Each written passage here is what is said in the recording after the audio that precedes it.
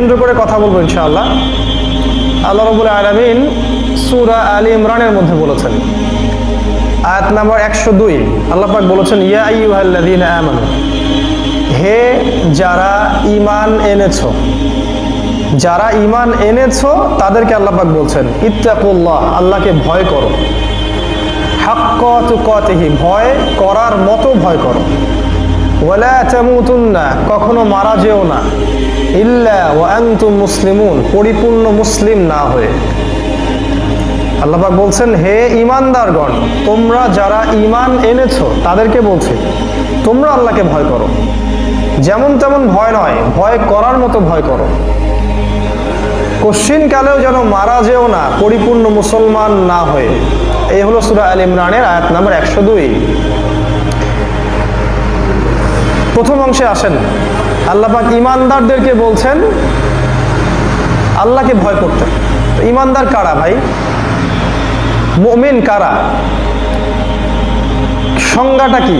ঈমানের সংজ্ঞাটা কি? মুমিনের সংজ্ঞা কি? কোন ব্যক্তিকে আমরা বলবো মুমিন, কোন ব্যক্তিকে বলবো ফাসেক, কোন ব্যক্তিকে বলবো জালেম, কাকে বলবো কাফের, আর কাকে বলবো মুশরিক, জানা উচিত। মুমিন যে ব্যক্তি 6টা বিষয়ে বিশ্বাস করে। কয়টা বিষয়ে? 6টা বিষয়। 1 নাম্বার হচ্ছে আমানতু বিল্লাহ, আল্লাহর প্রতি বিশ্বাস, ওয়া মালাইকাতিহি, তার ফেরেশতাগণের প্রতি বিশ্বাস, ওয়া রুসুলিহি, আল্লাহ পাকের সমস্ত রাসূলের প্রতি বিশ্বাস, ওয়া কুতুবিহি, আল্লাহ পাকের সমস্ত আসমানি কিতাবে বিশ্বাস, ওয়াল ইয়াউমিল আখির, পরকালের জীবনে বিশ্বাস, ওয়াল কদরি খায়রিহি ওয়া শাররিহি, তাকদীরের ভালো মন্দের প্রতি বিশ্বাস। কয়টা হলো? 6টা। এই 6টা বিষয়ের প্রতি যে ব্যক্তি হৃদয় থেকে বিশ্বাস করে, মন থেকে বিশ্বাস করে, মুখে স্বীকার করে এবং তদানুযায়ী কাজে বাস্তবায়ন করে, এই ব্যক্তিকে বলা হয় মুমিন। আমি বুঝাতে পারছি? আর যে ব্যক্তি মনে বিশ্বাস করে না, মুখেও স্বীকার করে না, কাজেও বাস্তবায়ন করে না, এই ব্যক্তিকে বলা হয় কাফির। ঠিক আছে? আর যে ব্যক্তি মনে বিশ্বাস করে না কিন্তু মুখে স্বীকার করে, মনে বিশ্বাস নাই, মুখে স্বীকার করে, মাঝে মাঝে কাজও করে, মাঝে মাঝে ছাড়ে, এই ব্যক্তিকে বলা হয় মুনাফিক। আর যে ব্যক্তি মনেও বিশ্বাস করে, মুখেও স্বীকার করে, কাজের বেলা শিথিল, কাজ করে না, এই ব্যক্তিকে বলা হয় ফাসেক এবং জালেম। আর যে ব্যক্তি এই 3টার কোনো একটা করে এবং এর সাথে শিরক করে, আল্লাহর সাথে শিরক করে, একে বলা হয় মুশরিক। আল্লাহ পাক এখানে কিন্তু ফাসেক, জালেম, মুনাফিক, মুশরিক কাউকে উদ্দেশ্য করে বলছেন না। আল্লাহ পাক বলছেন, ইয়া আইয়ুহাল্লাযীনা আমানু, তোমরা যারা মুমিন হয়েছো, ঈমানদার হয়েছো, তাদেরকে বলছি তোমরা শোনো। কি বলছেন আল্লাহ পাক? আল্লাহ বলছেন ইত্তাকুল্লাহ, তোমরা আল্লাহকে ভয় করো। ঈমান আনার পরেও আল্লাহকে ভয় করতে হবে? আর ঈমানদারদেরকেই আল্লাহকে ভয় করতে হবে, তাই না? আল্লাহ পাক মুমিনদেরকে বলছেন তোমরা আল্লাহকে ভয় করো। একটা কথা বলি মাঝখানে, ঈমানের যে 6টা পিলারের কথা বললাম, আল্লাহর প্রতি বিশ্বাস, ফেরেশতাদের প্রতি বিশ্বাস, বলতে পারবেন তো? রাসূলগণের প্রতি বিশ্বাস, আসমানি কিতাব সমূহের প্রতি বিশ্বাস, পরকালের প্রতি বিশ্বাস, আর ভাগ্যের ভালো মন্দের প্রতি বিশ্বাস। এই 6টা পিলারকে কি যুক্তি, দর্শন, বিজ্ঞান দিয়ে ব্যাখ্যা করা যায়? বুঝেন নাই? আল্লাহকে ল্যাবরেটরিতে পরীক্ষা করা যায়? ফেরেশতাদেরকে কি যুক্তি দিয়ে প্রমাণ করা যায়? আসমানি কিতাবগুলোকে আপনি বিজ্ঞান দিয়ে প্রমাণ করতে পারবেন? পরকালের জীবন, ওই যে কবরের আযাব, জান্নাত, এই যে জাহান্নাম, মিজান, পুলসিরাত, এগুলো দেখা যায়? ল্যাবে পরীক্ষা করা যায়? যুক্তি দর্শন দিয়ে পরীক্ষা করা যায়? যায় না। তাকদীর, ভাগ্যের ভালো মন্দ পরীক্ষা করা যায়? তাহলে আমাদের এই যে ঈমানের 6টা পিলার, এই 6টা পিলারের ভিত্তিটা হচ্ছে গায়েবে বিশ্বাস, অদৃশ্যে বিশ্বাস। আল্লাহ পাক সূরা বাকারায় কি বলেছেন? আলিফ লাম মিম যালিকাল কিতাব লা রাইবা ফিহ, এটা এমন একটা বই যে বইয়ের মধ্যে কোনো সন্দেহ নাই, হুদাল লিল মুত্তাকিন, আল্লাযীনা মুত্তাকি কারা, আল্লাযীনা ইউমিনুনা বিল গায়বি, মুত্তাকি তারাই যারা ওই যে গায়েবে বিশ্বাস করে। তাহলে গায়েবে বিশ্বাসের 6টা পিলার হচ্ছে অদৃশ্যে, তাই না? আচ্ছা, এখন আমরা যারা স্কুলে পড়ছি, আমরা যারা ইউনিভার্সিটিতে পড়ছি, আমরা যারা বিশ্ববিদ্যালয়ে পড়ছি, আমরা বাইরের দেশে ডক্টরেট করছি, MBA BBA, Cambridge, Oxford, Harvard, ব্যাপক পড়াশোনা করছি আমরা মাশাআল্লাহ, এবং আমরা বড় বড় ডিগ্রিধারী আর কি। এই পড়াশোনাটার ভিত্তিটা কি? এই পড়াশোনার ভিত্তিটা কি গায়েবে বিশ্বাস নাকি বিজ্ঞান, যুক্তি এবং দর্শনে বিশ্বাস? কথা বুঝতে পারেন নাই? আপনি যে এডুকেশন সিস্টেমে পড়াশোনা করছেন এর বিশ্বাসের ভিত্তিটা কি? গায়েব নাকি যুক্তি, দর্শন এবং বিজ্ঞান? আমাদেরকে শেখানো হচ্ছে 8 বছর, একটানা 8 বছর জ্ঞান হচ্ছে সেটাই যেটা মানুষ বুদ্ধি দিয়ে উপলব্ধি করতে পারে। 1 নাম্বার জ্ঞানের সংজ্ঞা।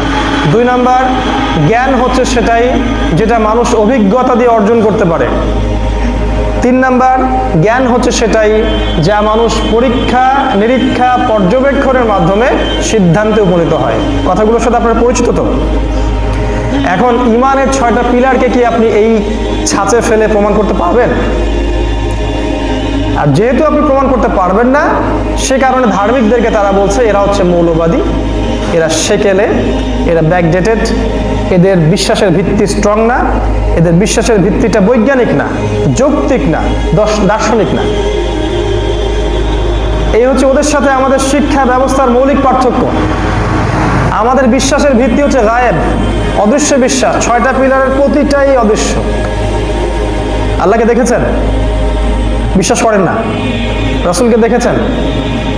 আসমানি কিতাব একটাও দেখেছেন কোরআন ছাড়া আগেরগুলা? কোন ফেরেশতাকে দেখেছেন? পরকালের জীবন, কবরের আযাব, জান্নাত, জাহান্নাম, মিজান, পুলসিরাত, তাকদীর, আপনার ভাগ্যের ভালো মন্দ দেখেছেন? না দেখে যে বিশ্বাস করছেন, আপনারা সবাই তো মৌলবাদী। তাহলে আপনারা সবাই অবৈজ্ঞানিক, অযৌক্তিক, অদার্শনিক মতবাদ লালন করছেন। আপনারা মৌলবাদী, ব্যাকডেটেড মানুষ। এটাই ওদের বিশ্বাসের এবং কথার ভিত্তি। এই ভিত্তির উপর দাঁড়িয়ে আছে আপনার বাংলাদেশ, আপনার বিশ্ব, আপনার পশ্চিমা সভ্যতা, আপনার পুরো বিশ্বের গ্লোবালাইজেশন এখন এই ভিত্তিটার উপর দাঁড়িয়ে আছে। যেটাকে আমরা দেখি না, যেটাকে পরীক্ষা নিরীক্ষা পর্যবেক্ষণে প্রমাণ করা যায় না, তার কোনো অস্তিত্ব নাই। এই কারণে good bye religion, good bye Allah, good bye Islam, good bye Quran, মালায়েকা, পরকাল, পরকালের জীবন, হেয়ার আফটার সব বাদ। এখন যা চোখে দেখছি দুনিয়া, যা দেখছি, যা প্রমাণ করতে পারছি, এটাই সব, এর বাইরে কোনো জগৎ নাই।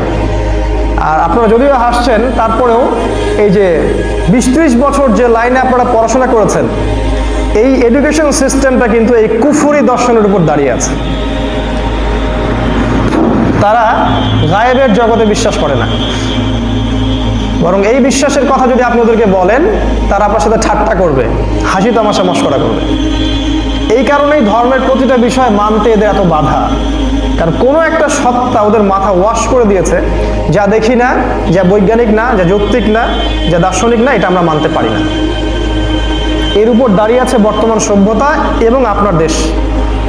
আপনার দেশের প্রতিটা সিস্টেম এর উপরেই দাঁড়িয়ে আছে, ওয়েদার এটা education system or economic system or political system, অথবা আপনার এই মিডিয়া, অথবা আপনার এই সংস্কৃতি, সব কিছুই। এটাই হচ্ছে সবচেয়ে বেসিক শেকড়ের পার্থক্য ওদের সাথে আমাদের। আমরা গায়েবে বিশ্বাস করি, ওরা গায়েবে বিশ্বাস করে না, ওরা গডলেস। এখন এই যে ব্যাপারটা, এই 6টা বিষয়কে কি প্রমাণ করা যায়? আমরা বলবো অবশ্যই যায়। কিন্তু আমরা ওদের তথাকথিত বিজ্ঞান, যুক্তি, দর্শন দিয়ে এটাকে প্রমাণ করতে পারছি না। এই কারণেই, বা তারা পারছে না এই কারণে যে জ্ঞানের যে লেভেলে গেলে, জ্ঞানের যে উচ্চ লেভেলে গেলে এগুলোকে প্রমাণ করা সম্ভব, সেই লেভেলটা আল্লাহ পাক ওদেরকে দেন নাই। যতটুকু আল্লাহ পাক ওদেরকে দিয়েছেন অতটুকু কিন্তু ওরা প্রমাণ করতে পেরেছে। এখন বলে না যে রোজা রাখলে ফিজিক্যাল অনেক উপকার হয়, বলে না? নামাজ পড়লে অনেক সায়েন্টিফিক ফজিলত হচ্ছে, যাকাত দিলে ইকোনমিক ফাইন্যান্স বাড়ে, বলে না? ওরা যতটুকু ওরা প্রমাণ করতে পেরেছে, এটা কিন্তু আবার ওরা মেনে নিয়েছে। আর যেগুলোর প্রমাণ করতে পারছে না বিজ্ঞান দিয়ে বা যুক্তি দিয়ে বা দর্শন দিয়ে, ওদের মত হচ্ছে এগুলোর কোনো অস্তিত্ব নাই। আর এটা নিয়ে আমার সাথে ওরা চ্যালেঞ্জ করতে আসবে না কখনোই, কারণ আমার এডুকেশনের ব্যাকগ্রাউন্ডে এটাই। আমরা জানি ওদের ভিতরে কি আছে। এই জায়গায় ইসলামের সাথে ওদের পার্থক্য হচ্ছে এটাই। আমরা বলি আল্লাযীনা ইউমিনুনা বিল গায়ব, আমরা এই গায়েবে বিশ্বাস করি। আপনি এই গায়েবে বিশ্বাস না করলে মুসলিমই হতে পারছেন না, ইমানদার হতে পারবেন? যদি আপনি বলেন আল্লাহ নাই, ফেরেশতা নাই, মালায়েকা কেউ নাই, তাহলে আপনি ইমানদারই হতে পারছেন না। এই হচ্ছে বর্তমান বিশ্বের পরিস্থিতি। বিশ্বাসের জায়গায় কি পার্থক্য, বিশ্বাসের শেকড়েই পার্থক্য। এই কারণে ওদের সাথে কোনো চিন্তা চেতনা আপনার মিলবে না। যখন শেকড়ে পার্থক্য, তখন কি ফলের মধ্যে পার্থক্য হবে না? শেকড়েই পার্থক্য। ওরা বস্তুবাদী, এটাকে বলে মেটেরিয়ালিজম বা বস্তুবাদ, আর আমরা সম্পূর্ণ পরকালবাদী চেতনায় বিশ্বাসী। আমরা আল্লাহকে দেখিনি, বিশ্বাস করি। রাসূলকে দেখিনি, বিশ্বাস করি। আসমানি কিতাব আগেরগুলো দেখি নাই, বিশ্বাস করি। পরকাল বিশ্বাস করি, কবরের আযাব বিশ্বাস করি, জান্নাত জাহান্নাম বিশ্বাস করি, ভাগ্যের ভালো মন্দের প্রতি বিশ্বাস করি। এই বিশ্বাস যাদের আছে, যারা মন থেকে বিশ্বাস করে, শুধু মুখে না, মন থেকে বিশ্বাস করে, মুখে স্বীকার করে এবং কাজে বাস্তবায়ন করে, এদেরকে আল্লাহ পাক বলেছেন মুমিন। ইনশাআল্লাহ এরাই আল্লাহ রাব্বুল আলামিনের চিরস্থায়ী জান্নাতের অধিকারী হবে ইনশাআল্লাহ। আল্লাহ পাক বলেছেন খালিদিনা ফিহা আবাদা, তারা সেখানে চিরস্থায়ী হবে, চিরস্থায়ী। আর যাদের বিশ্বাসের ভিত্তি হচ্ছে ওইটা যুক্তি, দর্শন, বিজ্ঞান, এদের জন্য আল্লাহ পাক বলেছেন এরা যাবে জাহান্নামে, খালিদিনা ফিহা আবাদা, তারা সেখানে চিরস্থায়ী হবে। সহজ সরল জীবন দর্শন। এবার আল্লাহ পাক এই মুমিনদেরকে বলছেন তোমরা আল্লাহকে ভয় করো, তাকওয়া অবলম্বন করো। এটা কিভাবে করতে পারি আমরা? সহজ কথা উত্তর হচ্ছে যে আপনার জীবনের প্রতিটা কাজ বা আমার জীবনের প্রতিটা কাজ আমরা যদি আল্লাহ রাব্বুল আলামিনকে হাজির এবং নাজির জেনে করতে পারি, যে আমার চিন্তা, আমার পথ চলা, আমার ইবাদত, আমার পরিবার, আমার নামাজ বন্দেগী, আমার হজ যাকাত, আমার রাজনীতি, আমার অর্থনীতি, আমার এই যে দাওয়া এবং জিহাদ, সবকিছুই, প্রতিটা কাজ আল্লাহ রাব্বুল আলামিন দেখছেন, মনিটর করছেন। একটা বিন্দু মাত্র সেকেন্ডের জন্য তিনি ক্লান্ত হচ্ছেন না।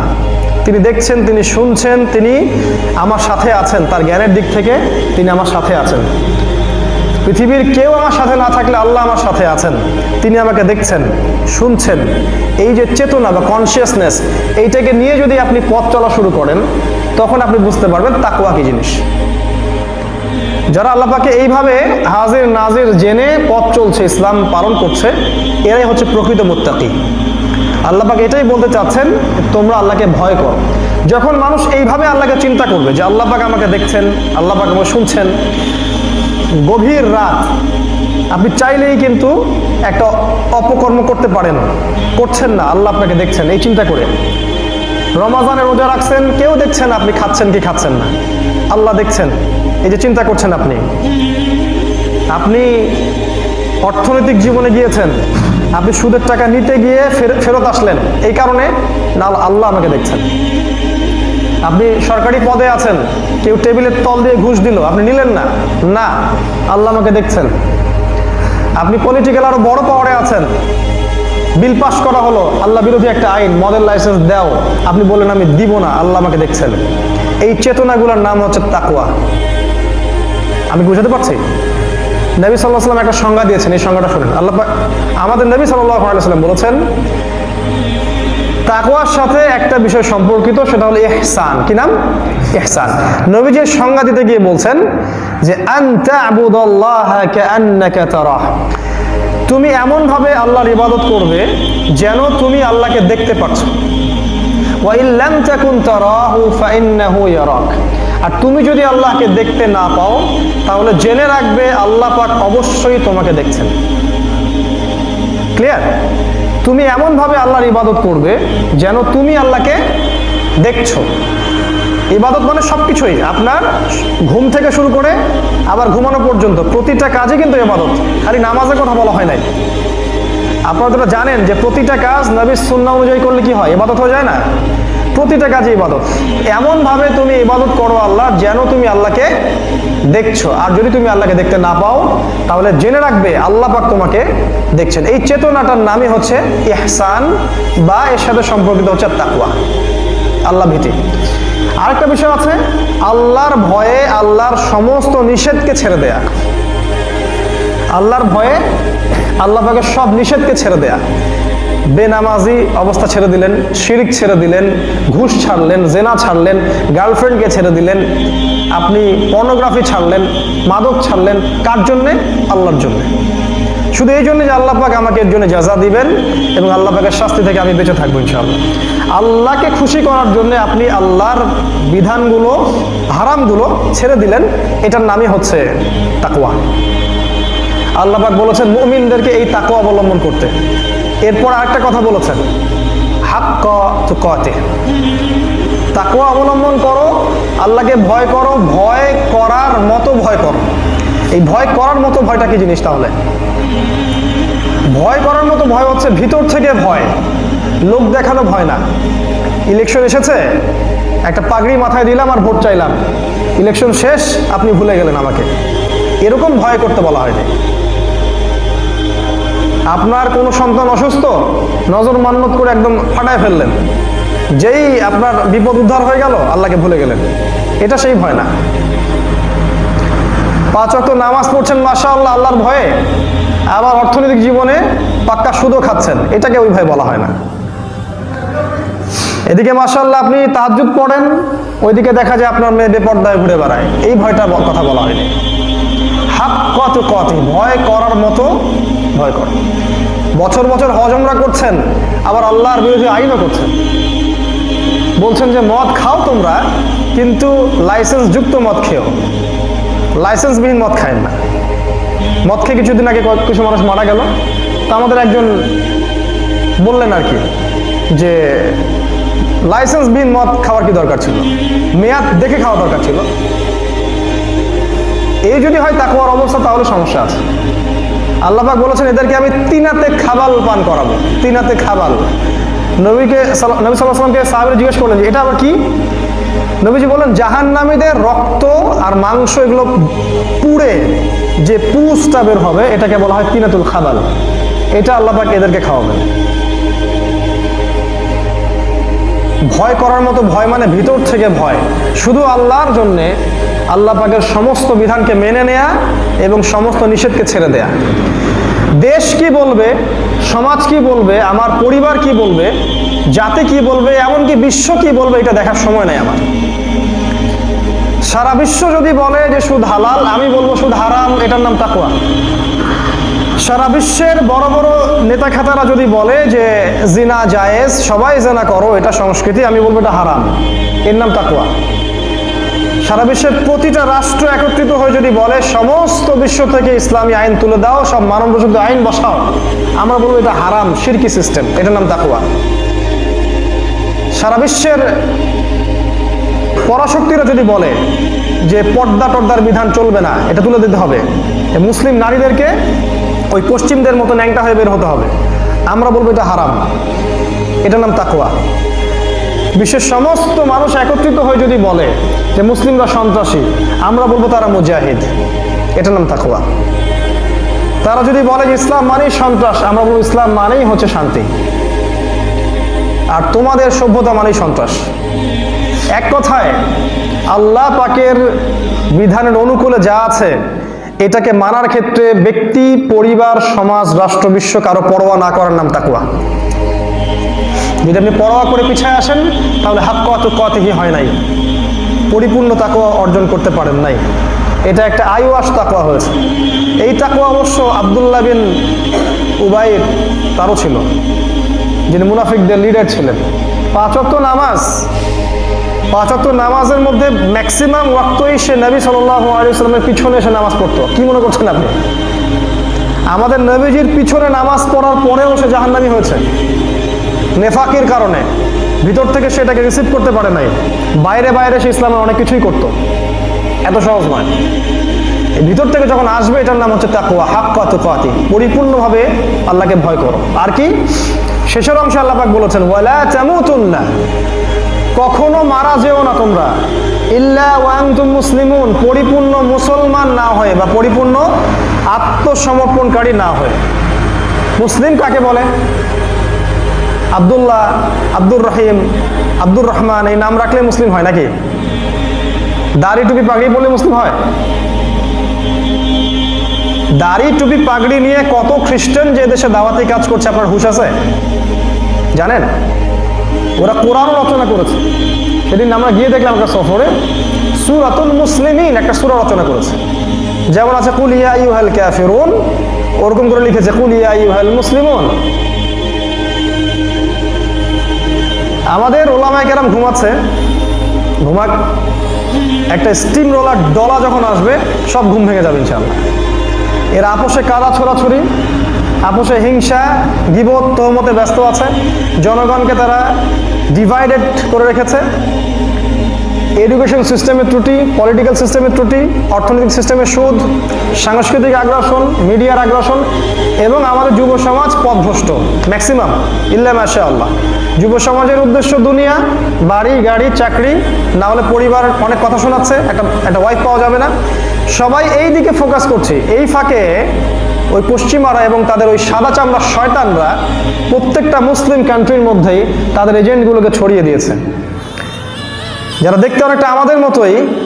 তাদের মূল উদ্দেশ্য হচ্ছে মুসলিমদেরকে ধর্মান্তরিত করে খ্রিস্টান বানানো, কোন উদ্দেশ্যে? ওদের এজেন্ডা বাস্তবায়ন করার জন্য। এবং এটা এখন এমন ভয়ঙ্কর একটা পর্যায়ে এসেছে যে আমরা তো আশঙ্কা করছি আগামী 5-10 বছরের মধ্যে বহু মানুষ বাংলাদেশের, বহু মানুষ তারা খ্রিস্টান হয়ে যাবে বাংলাদেশে। Already done. যখন আমরা হালুয়া খাচ্ছিলাম তখন এগুলো হয়ে গেছে। যখন আমরা মিলাদ কিয়াম নিয়ে ব্যস্ত ছিলাম, আমরা ওই যে জিলাপি খাচ্ছিলাম, মন খারাপ করেন না আবার, যখন আমরা এগুলোতে ব্যস্ত ছিলাম তখন এগুলো হয়ে গেছে দেশে। আর 5টা বছর অপেক্ষা করেন, দেখেন কি হয় সামনে। কুল ইয়া আইয়ুহাল মুসলিমুন সূরা বের করেছে। তাই দেখতে আমার মতো হলেই মুসলিম হবে এমন নয়। আমাদের ভিতরের চোখ খোলা উচিত, ভিতরের কানটা খোলা উচিত, আমাদের কলবটা প্রজ্বলিত করা উচিত, হৃদয়ে প্রশস্ততা আনা উচিত, ভেদাভেদটা ভুলে গিয়ে একটা জায়গায় আসা উচিত। সময় নেই হাতে। নাস্তিক আর বেদিনেরা আজকে রাজপথে আস্ফালন করতেছে, আমরা নিজেদের মত ধরে ঘরে বসে আছি, নিজেরা লড়াই করে শেষ হচ্ছে, আর ওরা ইসলামকে চিরতরে মুছে ফেলার জন্য যা করার তাই করছে।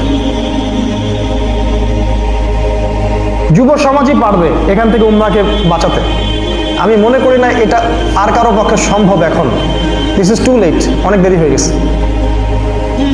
একটু আগে একটা লেকচারে বলেছিলাম, আমাদের হাতে পলিটিক্যাল পাওয়ার নাই, 1, আমাদের হাতে কোনো খিলাফা নাই, 2, আমাদের হাতে কোনো আমির নাই, 3, আমাদের কোনো জামা নাই, আমাদের কোনো মিডিয়া নাই, আমাদের কোনো ইকোনমিক বেজ নাই, আমাদের কোনো সাংস্কৃতিক বেজ নাই, আমাদের এডুকেশন সিস্টেমের মধ্যে ত্রুটিগুলো দূর হয়নি, আমাদের মধ্যে কোনো ইউনিটি নাই। কাইফা ইউফলিহু হাযাল কওম, এই জাতিটা কেমন করে সফল হবে বলেন? এই জাতিটা কেমন করে সফল আমাকে বুঝান। সবকিছু ওদের হাতে। ওদের হাতে কি আছে? ওদের হাতে জাতিসংঘ আছে, ওদের হাতে ন্যাটো আছে, ওদের হাতে পুরো বিশ্বের কুফফাররা একজোট হয়ে আছে।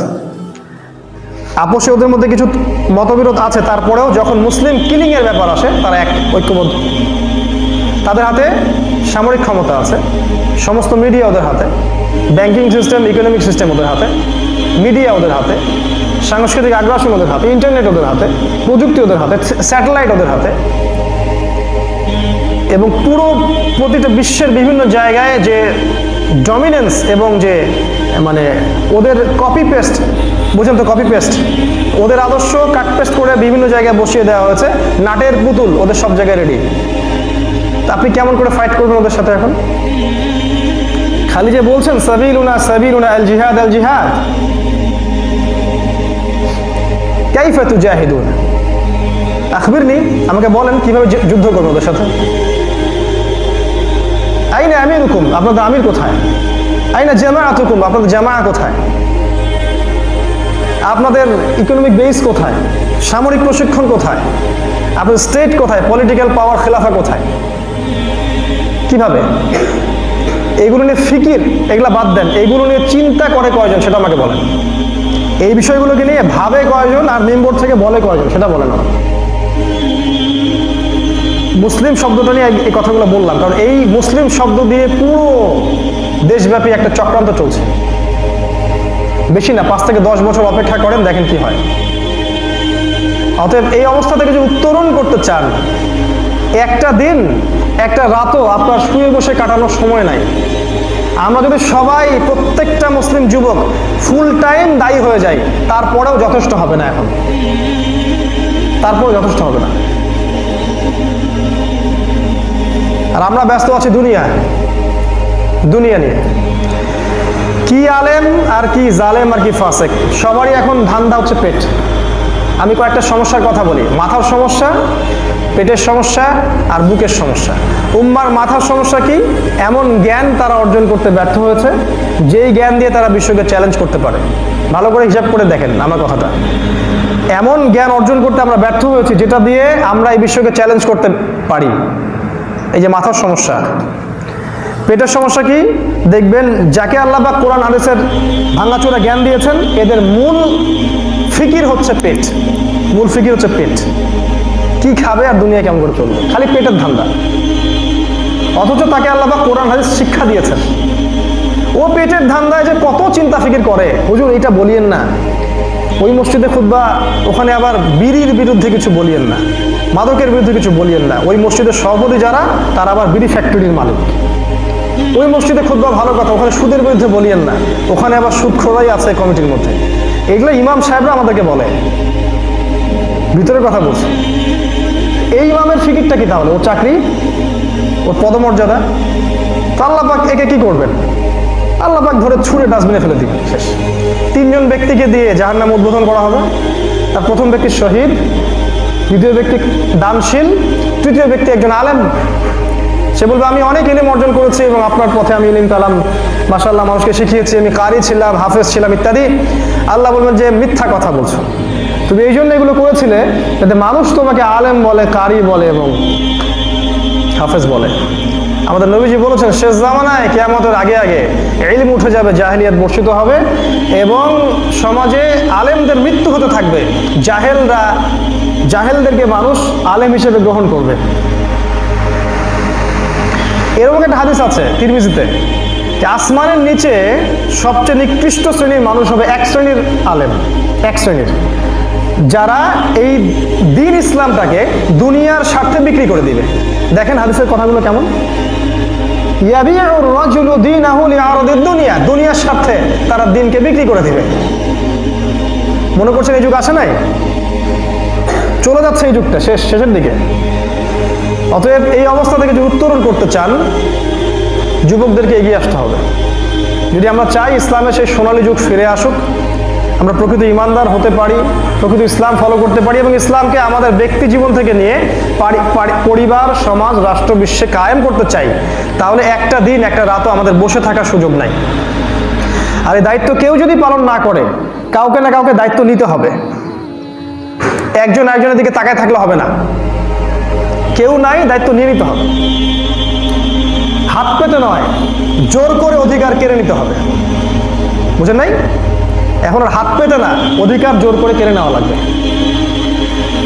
বহুত ঠান্ডা মিষ্টি ওয়াজ হয়েছে, যথেষ্ট, অনেক হয়েছে। এগুলো সময় নেই এখন আর। মিষ্টি মিষ্টি ওয়াজ করে অনেক হয়েছে। সবাই খালি নবীর ওই মিষ্টি খাওয়ার সুন্নত, দাড়ির সুন্নাত, টাকনুর উপরে কাপড়ের সুন্নাত, স্ত্রীর সাথে মিষ্টি কথা বলার সুন্নাত, এইগুলো নিয়ে ব্যস্ত। আমাদের নবী সাল্লাল্লাহু আলাইহি ওয়াসাল্লাম হিজরতের সুন্নতকে পালন করবে, তার ওই মদিনা রাষ্ট্রের সুন্নতকে পালন করবে, বদরের সুন্নতগুলোকে পালন করবে, উহুদের মায়ের খাওয়ার সুন্নতকে পালন করবে। বলেন, খন্দকের এই যে কষ্ট, পেটে পাথর বেঁধে যে খাল খননের সুন্নতকে পালন করবে, মক্কা বিজয়ের দিন মূর্তি ভাঙার সুন্নতকে পালন করবে, এগুলোকে পালন করবে। আল্লাহ পাক বলছেন পরিপূর্ণ মুসলিম না হয় মৃত্যুবরণ করো না। সংজ্ঞাটা কি এটা বলে দিয়ে শেষ করছি। মুসলিমের সংজ্ঞা কি? অর্থ হচ্ছে আত্মসমর্পণকারী। ইসলাম শব্দের অর্থ কি? আত্মসমর্পণকারী। কার কাছে করব? আল্লাহর কাছে। আত্মসমর্পণ বলতে আমরা কি বুঝি? আল্লাহ পাক কোরআনুল কারীমে কাদেরকে মুসলিম বলেছেন? একজন ব্যক্তির নাম বলেন দেখি। আল্লাহ পাক কোরআনে একজন ব্যক্তিকে বলেছেন যে তিনি হচ্ছেন প্রথম মুসলিম। তার নাম কি? মাশাআল্লাহ, ইব্রাহিম আলাইহিস সালাম। আরো একজনের কথা তিনি বলেছেন যিনি প্রথম মুসলিম, আনা আউয়ালুল মুসলিমুন, তিনি হচ্ছেন মূসা আলাইহিস সালাম। এই প্রশ্নটা আমি খুব ভালো করে জানি, বাট এই প্রশ্নটা না পারার কারণে আমার 1 লক্ষ টাকা মিস হয়ে গেছিল। আমরা একটা প্রোগ্রামে গিয়েছিলাম 2-3 বছর আগে, সেখানে প্রায় 12 থেকে 14টা প্রশ্ন ছিল। শেষের দিকে একটা প্রশ্ন ছিল, যে প্রশ্নটা পারলে ইনশাআল্লাহ আমি 3 লক্ষ টাকা পাইতাম। এই প্রশ্নটা যখন আসলো যে কে বলেছেন যে আনা আউয়ালুল মুসলিম, আনা আউয়ালুল মুসলিমুন, আমি প্রথম মুসলিম, তো চট করেই কার নাম আসে মাথায়? ইব্রাহিম আলাইহিস সালাম। অপশনে ইব্রাহিম আলাইহিস সালামের নামও ছিল। তা আমরা অত চিন্তা না করে বললাম হ্যাঁ ইব্রাহিম আলাইহিস সালাম। পরে দেখলাম লাল বাতি জ্বলে উঠলো, উত্তর ভুল। উত্তরটা হবে মূসা আলাইহিস সালাম। কোথায়? সূরা আরাফের মধ্যে আছে, পরে দেখেছি। যখন মূসা আলাইহিস সালাম অজ্ঞান হয়ে পড়ে গেলেন, আল্লাহকে দেখতে চাইলেন, তাই না? তখন তিনি উঠে বলেছিলেন যে আল্লাহ আপনি পবিত্র, আমি প্রথম মুসলিম। 1 লক্ষ টাকা মিস হয়ে গেল। যাই হোক, ইব্রাহিম আলাইহিস সালামকে আল্লাহ পাক বলেছেন পরিপূর্ণ মুসলিম। কিভাবে? দেখেন, ইব্রাহিম আলাইহিস সালামকে আল্লাহ পাক বলছেন তুমি তোমার এই যে সন্তানটা আছে ছোট, এই ছোট্ট বাচ্চাটাকে জবাই করো। কার আদেশ এটা? আল্লাহ পাকের আদেশ। ইব্রাহিম আলাইহিস সালাম বলছেন না, ওই ভাই জানে যে সন্তানের মূল্য কেমন, সন্তানের মহব্বত কেমন। আমরা জানি সন্তানের মহব্বত কেমন। ইব্রাহিম আলাইহিস সালাম বলছেন না যে আল্লাহ এই যে মাসুম বাচ্চাটাকে আপনি জবাই করতে বলছেন, এর পিছনে যুক্তি কি, এর পিছনে কি দর্শন আছে, কি সায়েন্টিফিক ব্যাখ্যা কি? একটা বাচ্চাকে আমি কেন জবাই করতে যাব? আমার বাচ্চাকে, যাকে আপনি 80 বছর বয়সে আমাকে দিলেন। তিনি কি বলেছেন এই কথা? তিনি বাচ্চাকে বলছেন ইয়া বুনাইয়া, হে আমার সন্তান, ইন্নী আরা ফিল মানামি। কি কি মানে এই ভাষাটা বোঝাতে পারবো না, আসলে কোরআনকে বাংলা অনুবাদ করা সম্ভব না। ইন্নী আরা ফিল মানামি, আমি আমার স্বপ্নে দেখেছি হে বাবা, হে আমার সন্তান, আন্নী আযবাহুকা, আমি বাবা হয়ে তোমাকে জবাই করছি। যেই বাবারা সন্তানদেরকে দাফন করেছেন কবরে, তারা বুঝবেন এর ফিলিংসটা কেমন, অন্যরা বুঝতে পারবেন না। ফানজুর মাযা তারা, বাবা তোমার কি রায়, তোমার মত কি আমাকে বলো। যেমন মা তেমন সন্তান। আমি কিন্তু যেমন বাবা তেমন সন্তান বলি নাই, কারণ ইসমাইল আলাইহিস সালামকে মানুষ করেছে তার মা হাজেরা আলাইহিস সালাম। কোন হাজেরা? যাকে ইব্রাহিম আলাইহিস সালাম রেখে যাচ্ছেন মক্কায়, জনমানব শূন্য জায়গায়। কেন যাচ্ছেন? আল্লাহ কি বলেছেন রাখতে? ইব্রাহিম বলছেন হ্যাঁ আল্লাহ বলেছেন। ঠিক আছে, আল্লাহ পাক যদি বলে থাকেন কোনো ক্ষতি আমাদের হবে না ইনশাআল্লাহ। এই হচ্ছে মা হাজেরা। চিন্তা করতে পারেন, জনমানব শূন্য জায়গায়, কেউ নাই, কোনো খাবার নাই, কোনো পানি নাই, কিছুই নাই, দুধের সন্তান। ইব্রাহিম আপনাকে কি আল্লাহ বলেছেন আমাকে রেখে যেতে? ইব্রাহিম বলছেন হ্যাঁ আল্লাহ বলেছেন। তিনি বলেন তাহলে আল্লাহ পাক আমার কোনো ক্ষতি করবেন না ইনশাআল্লাহ। এই যে হাজেরা আলাইহিস সালাম, তার সন্তান ইসমাইল আলাইহিস সালাম, তিনি বলছেন বাবা আপনি জবাই করেন, কোনো সমস্যা নেই। সাতাজিদুনি ইনশাআল্লাহু মিনাস সাবিরিন, আমাকে ইনশাআল্লাহ আপনি ধৈর্যশীলদের অন্তর্ভুক্ত পাবেন। ওর বয়স কত? 10 থেকে 12 হাইয়েস্ট। আমাদের 12 বছরের বাচ্চারা কি করে? কি পাবজি খেলে না? কি করে? অনলাইনে জগতে পড়ে থাকে। 12 বছরের বাচ্চা, এই যে 12 বছরের বাচ্চা ইসমাইল, জীবন দেওয়ার জন্য প্রস্তুত। আমাদের শোনেন, আমাদের যুব সমাজ যতদিন পর্যন্ত ইসমাইলের মতো হতে পারবে না, আমাদের মারা যতক্ষণ পর্যন্ত বা আমাদের ওয়াইফরা যতদিন পর্যন্ত এই হাজেরা এবং সারা আলাইহিস সালামের মতো হতে পারবে না, আর আমরা যারা কর্তা আছি পরিবারে, তারা যতদিন পর্যন্ত ইব্রাহিমের মতো চেতনাধারী হতে পারবে না, ততদিন পর্যন্ত আপনি ইসলামিক খেলাফা বাস্তবায়নের চিন্তা করে যান, ভুলে যান, এটা সম্ভব না। ততদিন পর্যন্ত আপনি খেলাফা পাবেন না, ওই হারানো গৌরব ফিরে পাবেন না। ইব্রাহিম কিন্তু বলেন নাই কি জন্য আমি জবাই করব। আল্লাহ পাক বলছেন সে দৃশ্যটার কথা, যে এরপরে বাবা তার ছেলেকে কাত করে শুইয়ে দিল। কি দৃশ্য চিন্তা করতে পারবো, বাবা ছেলেকে কাত করে শুয়ে দিল এবং চাকুটা বের করলো গলার মধ্যে চালাবে। ওই সময় আল্লাহ পাক বললেন যে তুমি তোমার মিশন কমপ্লিট করেছো। ইব্রাহিম বলেন এর পিছনে যুক্তি কি ছিল, কি দর্শন, কি বিজ্ঞান? ইব্রাহিম সম্পর্কে আল্লাহ পাক বলছেন ইয ক্বালা লাহু রাব্বুহু আসলিম, যখনই তার রব তাকে বলেছেন আত্মসমর্পণ করো। ক্বালা, সে বলেছে আসলামতু লিরাব্বিল আলামিন, ইব্রাহিম বলেছে আমি আমার রবের সামনে আত্মসমর্পণ করলাম। কোনো যুক্তি খোঁজেন নাই, কোনো দর্শন, কোনো বিজ্ঞানও খোঁজেন নাই। এই যে বললেন বাচ্চাকে জবাই করো, তিনি করতে চলে গেলেন। আল্লাহ পাক তাকে বললেন ওই যে তোমার স্ত্রীকে রেখে আসো মক্কায়, তিনি বললেন না যে একটা মেয়ে মানুষকে জনমানুষূন্য জায়গায় কেমন করে রেখে আসে? কিসের যুক্তি এখানে, কিসের দর্শন? আল্লাহ আপনি আপনার রায়টা ভেবে দেখেন, বলেছেন ইবলিসের মতো বলেছেন যে আমি কেন ওকে সেজদা করব, আমি কেন ওকে সেজদা করব, সে তো কিসের তৈরি, মাটির তৈরি, আর আমি আগুনের তৈরি। এই যে যুক্তি দেয়া কাউন্টারিজম, এটা কাদের সংস্কৃতি দেখেন? এই পশ্চিমাদের সংস্কৃতি। কিন্তু এই যে যারা গডলেস এডুকেশন সিস্টেম চালু করেছে এরা কিন্তু এই কনসেপ্টের, কেন করব, কেন আমি সেজদা করতে যাব, এরা ইবলিসের অনুসারী, এরাই পশ্চিমা শয়তান।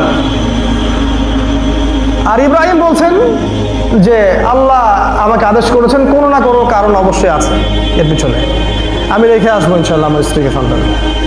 ইসলামের ডেফিনেশন শেখাচ্ছি আপনাদেরকে। ইসলাম মানে ইব্রাহিম, ইসলাম মানে ইব্রাহিম, ইসলাম মানে মুহাম্মদ, ইসলাম মানে ইসমাইল, ইসলাম মানে মুসা, ইসলাম মানে নূহ, ইসলাম মানে হাবিল কাবিল, ইসলাম মানে ঈসা ইবনে মারিয়াম, শুআইব, আদ এবং সামুদ, ইসলাম মানে হুদ এবং সালেহ। ইসলাম এগুলাই।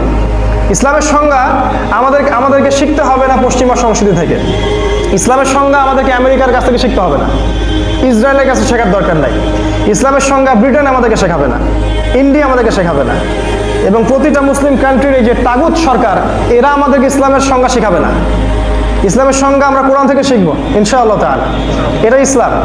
যখনই আল্লাহ পাকের কোনো আদেশ আসবে তার সামনে মাথা পেতে নিয়ে অবনত চিত্তে বিনা শর্তে আত্মসমর্পণ করার নাম ইসলাম। এবং যে ব্যক্তি এই কাজটা করতে পারবে আল্লাহ পাক তাকে বলেছেন মুসলিম।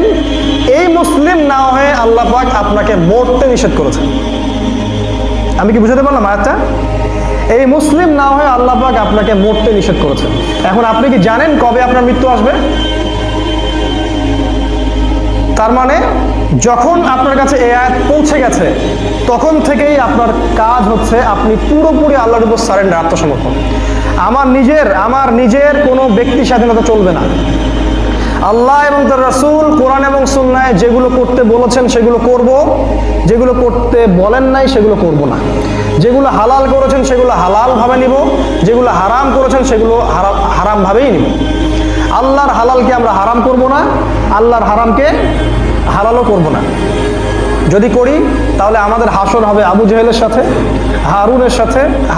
হামানের সাথে, ফেরাউন, নমরুদ এবং এই যুগের যারা ইয়াজুজ আর মাজুজ আছে এই যুগের, আর কি আমি বলি এই যুগের কিছু মানুষ আছে যাদের রক্তের মধ্যে ইয়াজুজ আর মাজুজের ডিএনএ আছে। এটা মনে করেন না যে ওরাই ইয়াজুজ মাজুজ, ওদের স্বভাব, ওদের চরিত্রগুলো এরকম, ঠিক যেমন ইয়াজুজ আর মাজুজের ছিল। কি ছিল? তারা সারা বিশ্ব জুড়ে ফাসাদ সৃষ্টি করত, ফিতনার ফাসাদ। এখনকার দেখবেন সারা বিশ্বের যত ফাসাদ হোক, সেটা পলিটিক্যাল ফাসাদ বা ইকোনমিক ফাসাদ বা সাংস্কৃতিক ফাসাদ বা এই যে পর্নোগ্রাফি বা রিবার ফাসাদ বা এই যে কিলিং বা যে মারামারি, কাটাকাটি, বোম্বিং, যা দেখছেন ফাসাদ, এর মূল কেন্দ্র কিন্তু ওই সভ্যতাটাই। এই সমস্ত সমস্যাগুলো একটা কেন্দ্র থেকে আসতেছে পৃথিবীতে। এই সমস্যাগুলো কিন্তু মুসলিমদের থেকে আসতেছে না, অন্য একটা সম্প্রদায় থেকে বিশ্বের দিকে আসছে। খেয়াল করে আপনি দেখেন, এই যে পর্নোগ্রাফি কোন জায়গা থেকে বিশ্বের সব জায়গায় ছড়িয়ে গেল? বাংলাদেশ থেকে, ওই সভ্যতা থেকে। ওই যে জায়নিস্ট মুভমেন্টের কথা বলেছি, ওই ইহুদি এবং খ্রিস্টান সভ্যতা যারা পশ্চিমা বিশ্বের মধ্য দিয়ে সারা বিশ্বকে নিয়ন্ত্রণ করছে, এদের কাছ থেকে আসছে। কেন আসলো? যাতে করে প্রতিটা মুসলিম যুবকের হৃদয়ের ইমানের নূরটা নষ্ট করে দেওয়া যায়। একটা যুবক যখন পর্নোগ্রাফিতে আসক্ত থাকবে, সে কি কখনো জিহাদ ফি সাবিলিল্লাহ যেতে পারবে? ওর মন থেকে কি তাড়না আসবে? কোনো ইমানের কোনো তেজ আসবে? আসবে না। কিন্তু হৃদয়টা ডেড হার্ট, মরে গেছে। ওরা চেয়েছে প্রত্যেকটা মুসলিম যুবককে পর্নোগ্রাফি দিয়ে ধ্বংস করে দেওয়ার জন্য। তারা কিন্তু সাকসিড, দে বিকাম সাকসিড। আরো চেয়েছিল মাদক দিয়ে সারা বিশ্বের মুসলিম যুবকদের আধ্যাত্মিকত্ব নষ্ট করতে, পারে নাই? পেরেছে। মাদক ছাড়া ঘুমই হয় না এখনকার যুব সমাজের আমাদের। আরো চেয়েছিল ফ্রি মিক্সিং, নারী পুরুষের ফ্রি মিক্সিং দিয়ে তারা যুব সমাজকে নষ্ট করতে, পেরেছে না? পেরেছে। আরো চেয়েছিল যুবকরা যেন জীবনের উদ্দেশ্য ভুলে যায়, ওরা যেন জেরুজালেম ওদের উদ্দেশ্যটা ভুলে যায়, জান্নাত ওদের উদ্দেশ্যটা ভুলে যায়। যুবকরা ভুলে গেছে না এটা? 5 ওয়াক্ত নামাজ কয়টা যুবক পড়ে বলেন তো? ওরা জীবনের উদ্দেশ্য থেকে ভুলে গেছে না? এমন শিক্ষা ব্যবস্থা ওদেরকে ট্রেন আপ করা হয়েছে, মুসলিম পরিবারের যুবকই বড় হয়ে বলবে যে আল্লাহ বলতে কিছু নাই, ধর্ম বলতে এগুলা এই যুগে চলে না, ইসলামী আইন খেলাফত এগুলো আবার কি জিনিস, মৌলবাদী কথাবার্তা বলেন, ফালতু কথাবার্তা বলেন, এগুলো ওই যুগে চলতে, এই যুগে চলে। আপনি তো জঙ্গি হয়ে গেছেন, সন্ত্রাসী কোথাকার। এইভাবে আমাদের সেট করে। সুবহানাল্লাহ। আল্লাহর দেয়া জমিনে তুমি শয়তানের বিধান চালাবা? আল্লাহর দেয়া জমিন, তুমি এখানে শয়তানের বিধান চালাবা? আল্লাহর দেয়া জমিনে শয়তানের বিধান শয়তান ছাড়া আর কে চালাতে পারে? যুবকদেরকে ধ্বংস করেছে। দেখুন, রিবা যুবকদের সবচেয়ে বড় সমস্যা। এই যে এখন টাকা পয়সার সমস্যা, চাকরি বাকরি সমস্যা, দেখেন প্রতিটা জবের ভিতরে সুদ ঢুকিয়ে দিয়েছে, এর থেকে বের হতে পারবেন না আপনি। আরো সমস্যা, চাকরি একটা যদি পেয়েও যান, আপনাকে টেবিলের তল দিয়ে বড় অঙ্কের টাকা দিতে হচ্ছে। এই যে ট্রেডিশন, ঘুষের ট্রেডিশন কে দিয়েছে? এটা ওরাই চালু করেছে। প্রতিটা সেক্টর যেভাবে যুবকদেরকে ইমানের যে দীপ্তি এটাকে মাটির সাথে মিশিয়ে দেওয়া যায়, এমন কোন সেক্টর তারা বাকি রাখে নাই যেটা দিয়ে তারা যুবকদের এই ইমান হানি করে নাই। এর সাথে যুবতীরা তো আছেই, ইভেন আমাদের এই ছোট ছোট আগামী প্রজন্মের সোনামণিরাও ইনক্লুডেড। ওদের খাবারের মধ্যে পয়জন দিয়ে দিয়েছে, আপনাদের ম্যানুফ্যাকচার সব খাবারে পয়জন দিয়ে দিয়েছে, আপনাদের ফিজিক্যাল স্ট্রাকচার নষ্ট করে দেওয়া হয়েছে, আপনাদেরকে ওই যে কসরত, শরীর চর্চা, ব্যায়াম, শারীরিক যে প্রশিক্ষণ, এগুলো থেকে দূরে সরানো হয়েছে। ইসরায়েলের একটা যুবক মিনিমাম 2 বছর তাকে মিলিটারিতে সার্ভিস দিতে হয়। উত্তর কোরিয়ার প্রত্যেক নাগরিককে বাধ্যতামূলক সামরিক প্রশিক্ষণ নিতে হয়, কিন্তু কোনো মুসলিম কান্ট্রিতে দেখবেন না আপনি এটা আছে। এটা এমনি হয়েছে। তারা চায় না যে আমরা আপ টু দ্য মার্ক থাকি, ও চায় না এটা। যুবকদের দিকে তাকায় দেখেন, ওদের প্রতিটা সেক্টর, চাকরি বলেন, ব্যবসা বলেন, আপনার পরিবার বলেন, রাজনীতি বলেন, অর্থনীতি বলেন, প্রতিটা সেক্টরে ওদেরকে আল্লাহর দেয়া যে সুন্নাহ, আল্লাহর যে বিধান, এটা থেকে সরিয়ে নেওয়া হয়েছে টেকনিক্যালি এবং পরিকল্পিতভাবে। এর সাথে আছে যে স্মার্টফোনের ট্রেডিশন, ইউটিউবিং, ফেসবুকিং, এছাড়া অনলাইন সিস্টেম, অনলাইনের ফিতনাগুলা, এই সমস্ত ফিতনাগুলো দিয়ে ওদের যে ব্রেন মানে কি, একটা যুবক যে ঠান্ডা মাথায় রাত্রেবেলা শুয়ে দিন নিয়ে উম্মা নিয়ে ফিকির করবে, এই চিন্তাটা করার সুযোগ তারা নষ্ট করে দিয়েছে।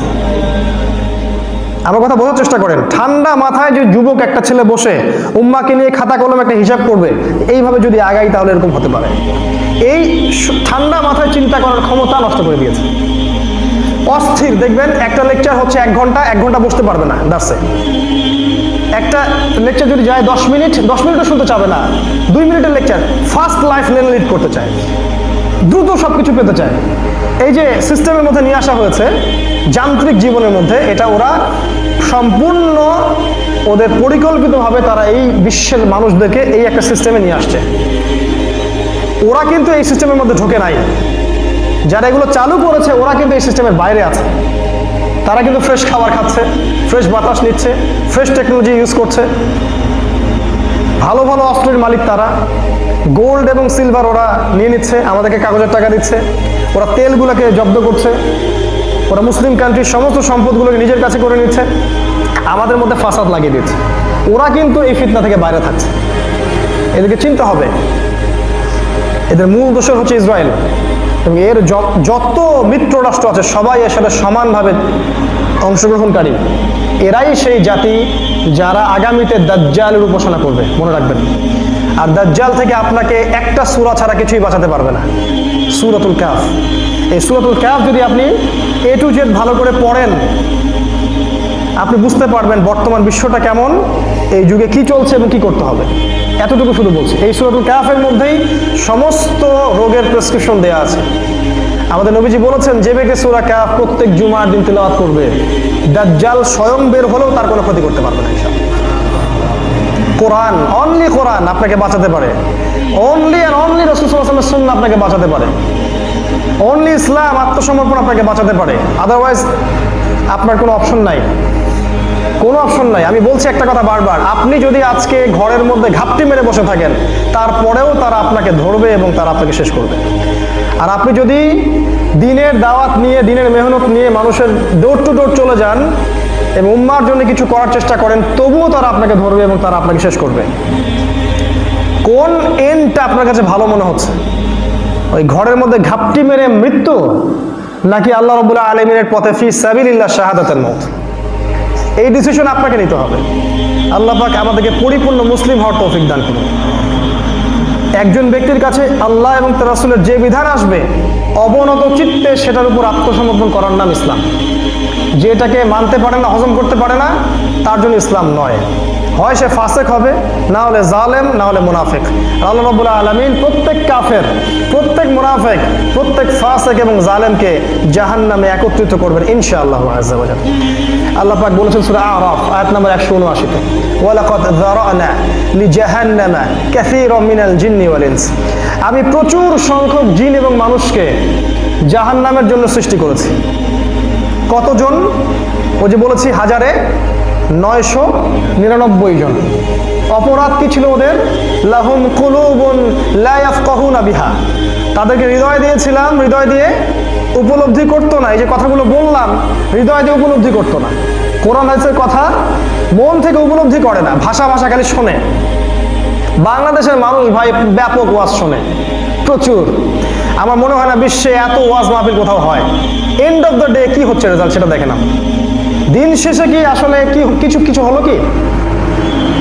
হ্যাঁ, কিছু না হচ্ছে, আপনি দিনে কিছু মেসেজ পাচ্ছেন, ঠিক আছে। বিগ স্কেলে, লার্জ স্কেলে কি দেশে ইসলামিক কোনো কিছু হলো? একটা আমাকে ইসলামিক লজ দেখান যেটা দেশে কায়েম হলো।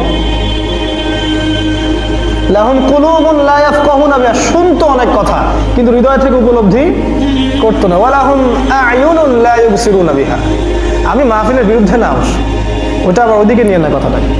আমি বলছি এই সিস্টেমের মধ্যে পরিবর্তন আনা উচিত। এমন কিছু আনা উচিত যেটা দিয়ে জনগণ কনস্ট্রাকটিভ কোনো মেসেজ পাবে। খালি গাল গল্প করে গেলাম আর সুরের ওয়াজ করে গেলাম আর ওয়াজ শেষে 20, 30, 40 হাজার টাকা নিয়ে চলে গেলাম হেলিকপ্টার ফ্লাই করে, এগুলো দিয়ে কোনো লাভ হয় না। উম্মাহ পেট পূজা হতে পারে, লাভ হয় না কোনো।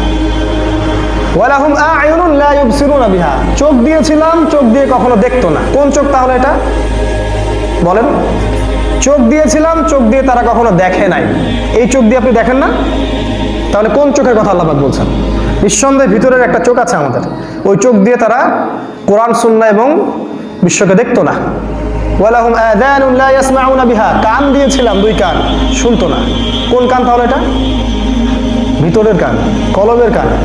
উলাইকা কাল আনআম। আল্লাহ পাক বলেছেন এই শ্রেণীর মানুষরা হচ্ছে গবাদি পশুর মতো।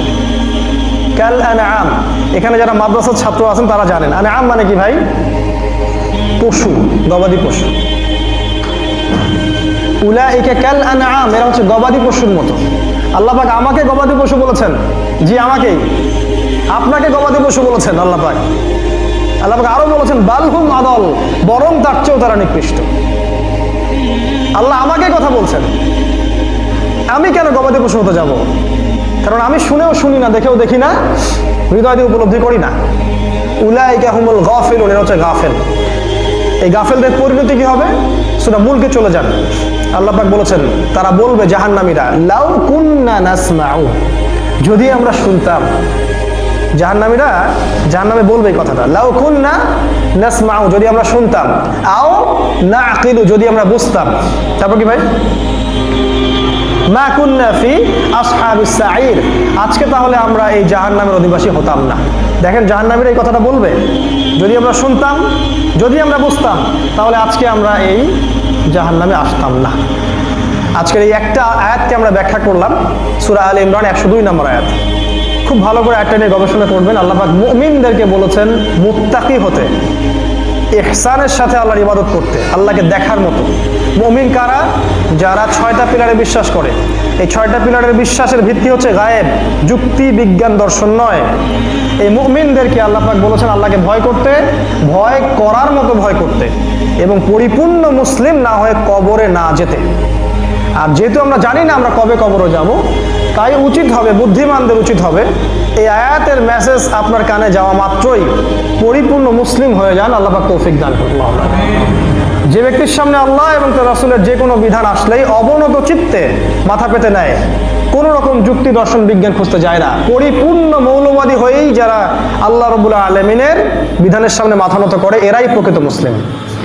আর এরাই যাবে ইনশাআল্লাহ তাআলা জান্নাতুল ফিরদাউসে, তাহতাহাল আনহার, যার তলদেশ দিয়ে নহরগুলো প্রবাহিত হচ্ছে।